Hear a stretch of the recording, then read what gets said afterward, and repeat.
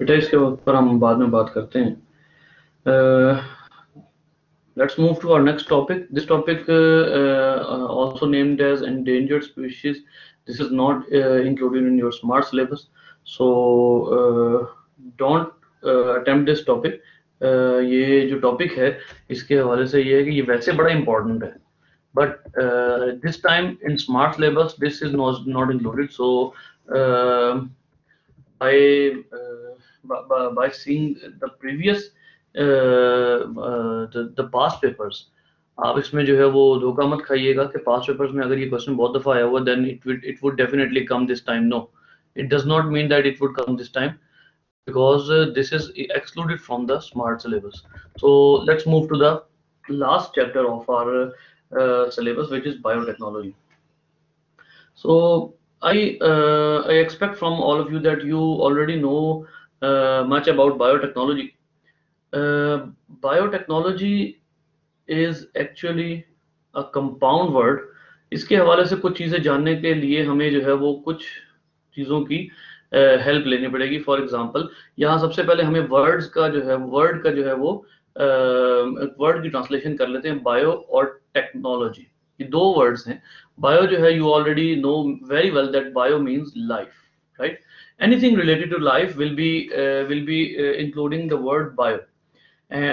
Science में मैंने आप लोगों को ये बहुत पहले आइडिया दिया हुआ है कि जिस भी फील्ड के साथ बायो का वर्ड लगा हुआ होगा it will be related to life. So technology is a word that is derived from technique. And technique is what? Any method used for ease towards a process. किसी भी काम को आसान करने के लिए कोई मेथड यूज किया जाता है तो उसको हम क्या कहते हैं? उसको हम टेक्निक कहते हैं.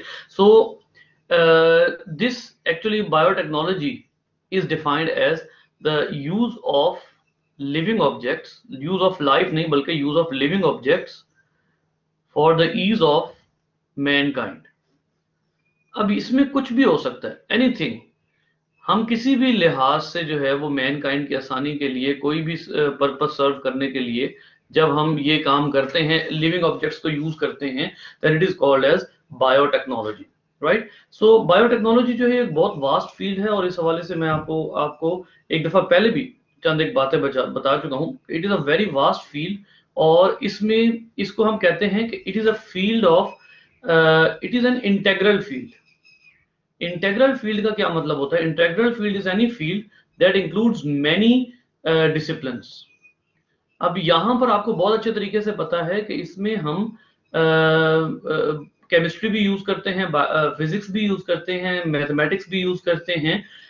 जब हम ये और एस्ट्रोनॉमी के हवाले से भी चंद एक चीजें जो हैं वो इसमें आती हैं. तो जब हम बहुत ज्यादा डिसिप्लिन्स यूज करते हैं और बहुत ज्यादा डिसिप्लिन्स यूज करते हुए हम जो है वो लिविंग ऑब्जेक्ट्स को उसके साथ स्टडी करते हैं तो हम उसको कहते हैं कि दिस इज बायोटेक्नोलॉजी. ठीक है? और टेक्नोलॉजी के तौर पर जब हम ज्यादा सारे जो है वो डिसिप्लिन्स को यूज करते हैं, हम आमतौर पर जो चीजें जेनेटिक बायोटेक्नोलॉजी के बारे में जानते हैं, for example techniques we already know. चलिए पहले आप मुझे बताइए व्हाट टेक्निक्स वी ऑल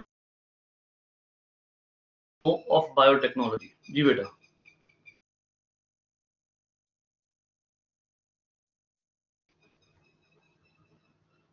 कौन कौन सी टेक्निक्स आप जानते हैं?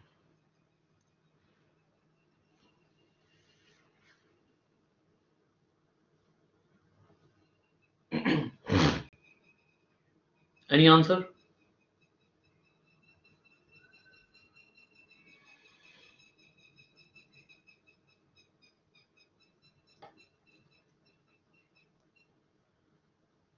मेरी आवाज आई आप लोगों को?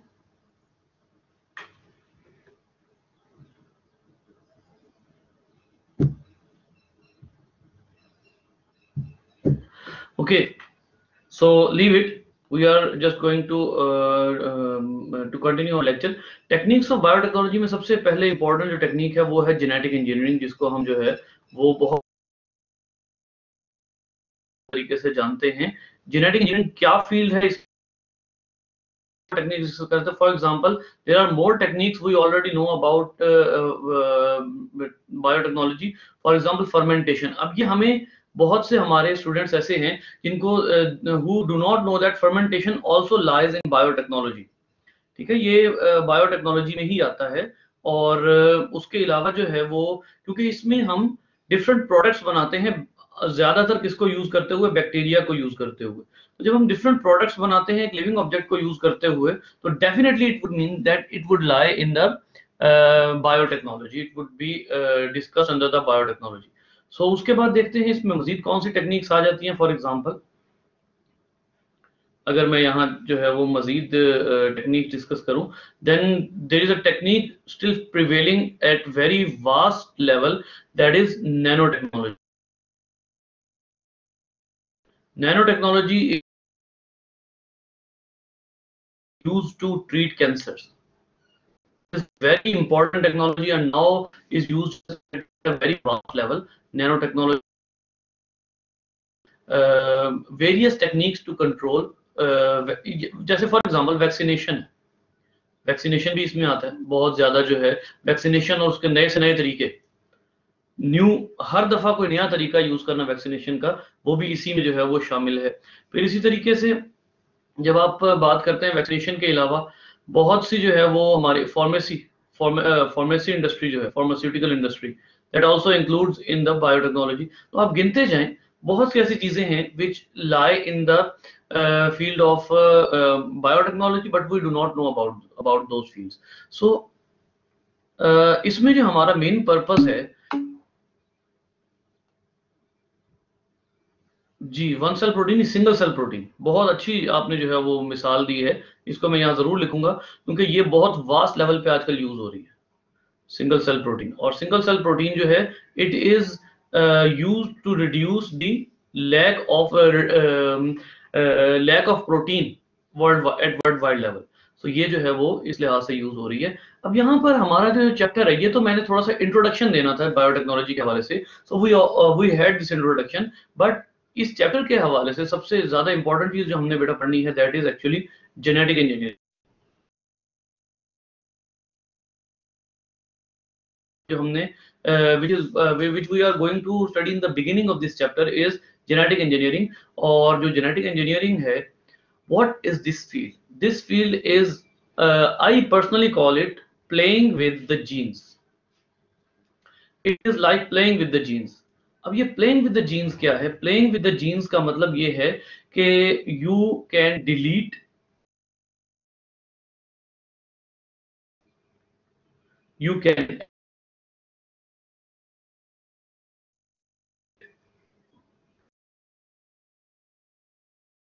सेंटेंस है. अगर मैं इसको वैसे लोगों के सामने कहूंगा ना जो साइंस जानते हैं या जो बायोटेक्नोलॉजी को जानते हैं, they would not agree with my this sentence that using the or editing the genes wherever you want. वो ये कहते हैं कि हम सिर्फ जरूरत की जगह पर जीन्स को छेड़ते हैं, वरना हम जीन्स को नहीं छेड़ते. तो लेकिन ये बात ठीक नहीं है, क्योंकि जब एक दफा जीन्स की editing, whenever you understand the method that how can you edit the gene, then you are there is no hurdle in front of you. You are free to use any technique, you are free to use any organism to for your experiment. You can edit the genome of that particular organism. For example, mice बहुत ज्यादा जो है वो use होता है. ठीक है, तो इसी तरीके से अब आप डिफरेंट किस्म के एक्सपेरिमेंट कर सकते हैं. किसी के जीन किसी के साथ मिला दिया, किसी का कोई ऑर्गन किसी और ऑर्गेनिज्म में उगा दिया. ठीक है, ये टेक्निक्स यूज हो रही हैं आजकल. Human ear has been grown in on the skin of the rat. ठीक है, तो ये इस तरह की टेक्निक्स डिफरेंट तरह की यूज हो रही हैं आजकल. तो ये कहना कि यहाँ ये सिर्फ और सिर्फ अपनी जो है वो इंसानी भलाई के लिए यूज होता है, नहीं. Some time it is use for self amusement. ये भी बहुत बड़ा मैं जो है वो इस वक्त यहाँ पर एक जो है ना वो डेयर कर रहा हूँ. मैं डेयर कर रहा हूँ ये बात कह के कि ये सेल्फ अम्यूजमेंट के तौर पर भी यूज होता है। ये एक सीधी सीधी जो है सीधा सीधा इल्जाम की तरह का आप कह लीजिए। It is just like an accusation, आप कहते हैं कि जी मैं ये लोग इस तरह से यूज कर रहे हैं, but it is a reality, it is a fact. खैर, अब आइए जेनेटिक इंजीनियरिंग में हमने अभी क्या कहा, फिर इसी तरह से हम एक और काम भी इसमें करते हैं जेनेटिक इंजीनियरिंग में, और वो क्या है, वो है कॉपिंग द जीन, जीन को कॉपी करना। अब जीन को कॉपी करने का मतलब क्या होता है? जीन को कॉपी करने का मतलब होता है इसकी, we are going to make the identical copies of a gene, identical copies of a gene. अब ये identical copies of a gene कैसे पॉसिबल है? ये वो चीज है जो हमारा इस चैप्टर का मेन, या यूं कह लीजिए कि इस चैप्टर की जो बिगिनिंग है, जिसका मेन पर्पस जो है वो ये है, वो है कॉपिंग ऑफ द जीन। जीन को कॉपी कैसे किया जाता है, मैं अब यहां पर आप लोगों के साथ थोड़ा सा ये डिस्कस करता हूं कि जीन को कॉपी करने के तरीके क्या होते हैं। फॉर एग्जाम्पल, अगर मैं यहां आप लोगों के साथ जो है वो डिस्कस करूं, फॉर यहां से हम आगे जो है वो शुरू कर देते हैं। जीन को कॉपी करने के हवाले से सबसे पहले आपको एक थोड़ा सा मैं जो है वो याद दिलाऊंगा, हमने फर्स्ट ईयर में पढ़ा था क्लोनिंग, ठीक है। तो सबसे पहले हम जो है वो इसमें क्लोनिंग के हवाले से, क्योंकि क्लोनिंग भी बायोटेक्नोलॉजी की ही फील्ड है। क्लोनिंग जो है वो दो तीन तरह की होती है। First of all we clone the organism, तो हम इसको ऑर्गेनिज्मल क्लोनिंग कहते हैं, organismal cloning. Then the second one comes with the cellular cloning, हम सेल की क्लोनिंग करते हैं। और सेलुलर क्लोनिंग जो है वो कोई मुश्किल चीज नहीं है, सेल को जो है वो सेल डिवीजन करवा दी जाए, माइटोसिस करवा दी जाए, that it would be regarded as cellular cloning.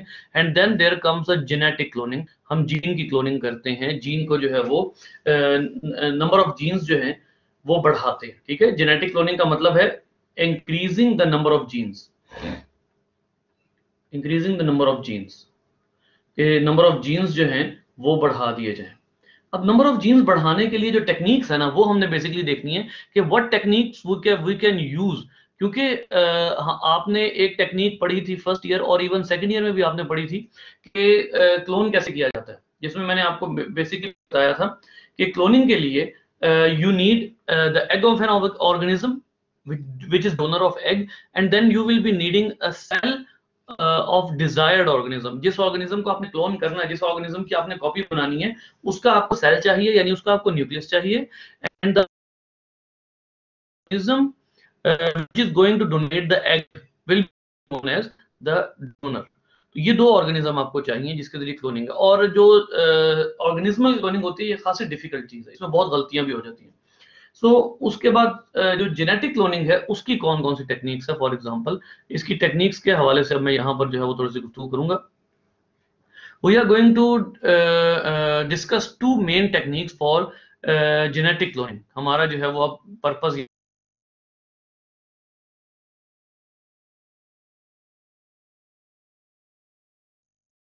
Cloning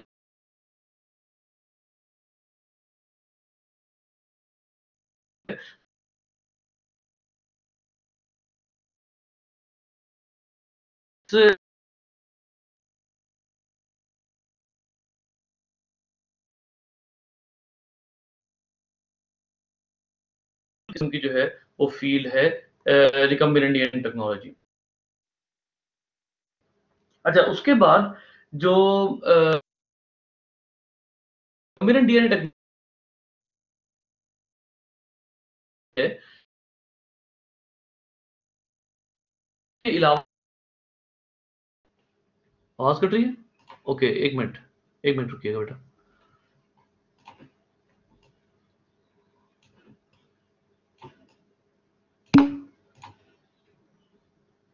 जी बस एक मिनट रुकिएगा प्लीज।